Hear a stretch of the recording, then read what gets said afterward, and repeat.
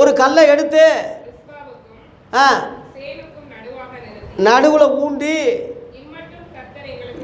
இம்மட்டும் கர்த்தர் எனக்கு உதவி செய்தார்னு சொல்லி அதற்கு அதற்கு எதுக்கு எதுக்கு எதுக்கு அதுக்கு கல்லுக்கு என்ன பேர் வச்சான்?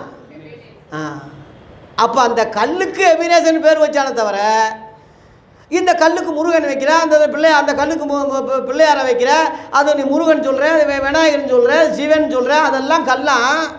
இந்த கல் மட்டும் எபினேசன் எப்படி ஆக முடியும்? அதுவும் கல் இதுவும் கல் தானே. பவுல் சொன்ன கல்லுக்கு தெய்வம் ஒப்பாரு ஆகக்கூடாதுன்னு சொல்கிறத அதை எடுத்துக்கிறியா?